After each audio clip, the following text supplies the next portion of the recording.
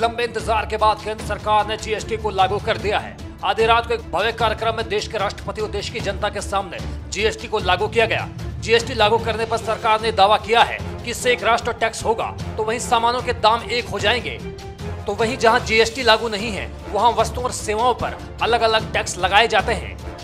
वित्त मंत्री अरुण जेटली ने जीएसटी लाने का मकसद एक देश एक कर बताया था और इसके कई फायदे भी गिनाए थे, लेकिन अब जीएसटी का पेच अच्छे बुद्धिजीवियों को भी समझ नहीं आ रहा है। जीएसटी से लोगों को काफी परेशानी हो रही है। जीएसटी को लेकर बड़े दम भरे सरकार ने आम जनता को सोचने पर मजबूर कर दिया है।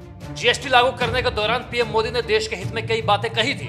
उन्होंने कहा था कि 125 करोड़ भारतीय इस ऐतिहासिक घटना के साक्षी हैं। देश एक नई व्यवस्था की ओर चल पड़ा है। 2022 में भारत अपनी आजादी के 75 साल पूरे करेगा और जीएसटी हमारे लिए मील का पत्थर साबित होगी। जीएसटी केवल आर्थिक सुधार की बात नहीं है, यह आर्थिक सुधारों से आगे बढ़कर सामाजिक सुधार की बात करता है।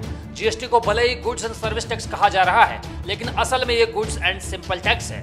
लेकिन अब वहीं उनका एक पुराना वीडियो वायरल हो रहा है जिसमें उन्होंने जीएसटी को लेकर कुछ बातें कही थी। जब मोदी गुजरात के मुख्यमंत्री थे तब वो कुछ मुद्दों को लेकर जीएसटी का विरोध कर रहे थे। उन्होंने कहा था, जीएसटी के संबंध में गुजरात और भारतीय जनता पार्टी का रुख बहुत साफ है।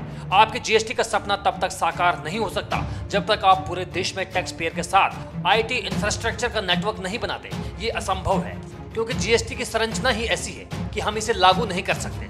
जीएसटी का सवाल है तो गुजरात और बीजेपी का रवैया शुरू से ही साफ है, जीएसटी कभी सफल नहीं हो सकता। इसके साथ ही उन्होंने कहा था कि जीएसटी को लेकर जब प्रणब मुखर्जी वित्त मंत्री थे तो मैंने पूछा था इंफॉर्मेशन टेक्नोलॉजी के बिना ही संभव हो सकता है। मुखर्जी का जवाब नहीं था, अगर आपके पास इंफॉर्मेशन टेक्नोलॉजी नहीं है तभी आप इसे लागू कर सकते हैं। इस योजना को लागू करने के लिए हर जगह 100% बिजली सप्लाई अहम है, इसके बिना ये संभव नहीं है। Bureau report, national Dastak.